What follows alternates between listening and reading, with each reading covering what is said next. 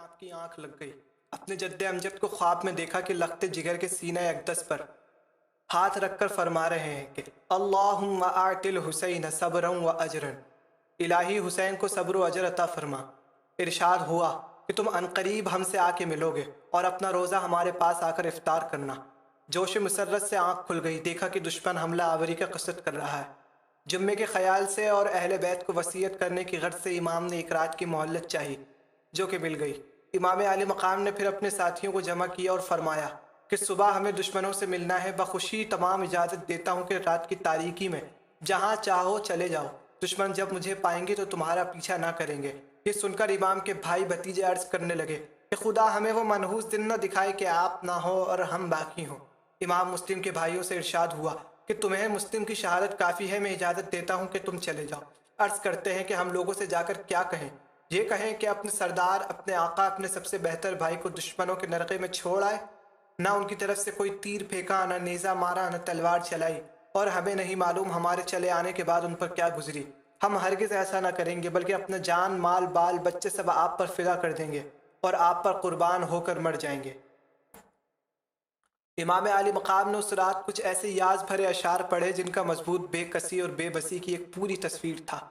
زمانہ صبح و شام خدا جانے کتنے عزیزوں دوستوں کو قتل کرتا ہے، اور جس کے قتل کا ارادہ کر لیا ہے اس کے بدلے دوسرے پر راضی نہیں ہوتا۔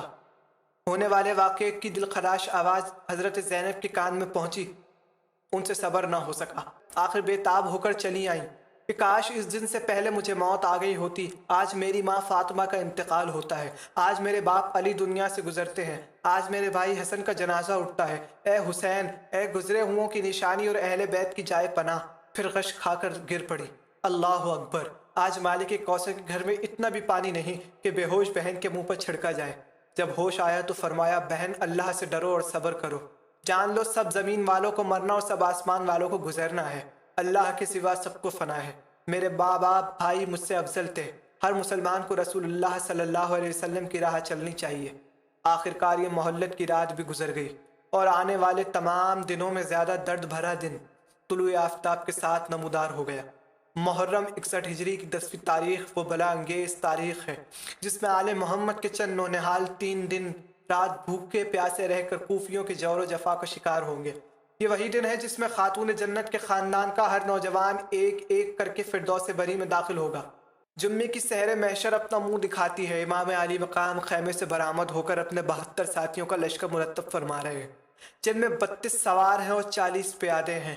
میمنہ پر زہیر بن قیس اور میسرہ پر حبیب بن مطہر سردار بنائے گئے۔ اس کے بعد امام علی مقام گھوڑے پر سوار ہوئے اور اتمام حجت کے لیے لشکر اعداء کی طرف تشریف لے گئے اور فرمایا کہ اے برادران ملت، حق اتباع کرنے کے لائق ہے کہ تم مجھے نہیں جانتے، میں وہ ہوں میرے جد امجد نے تمہیں کلمہ پڑھایا، مسلمان کیا، اس کا صلہ تم یہ دے رہے ہو کہ مجھ پر اور میرے اہل و عیال پر پانی بند کر رکھا ہے، میرے قتل پر آمادہ ہو، خون کے پیاسے ہو رہے ہو۔ تم اگر حق پر آؤ تو سعادت پاؤ، ورنہ جو کرنا ہے کر گزرو۔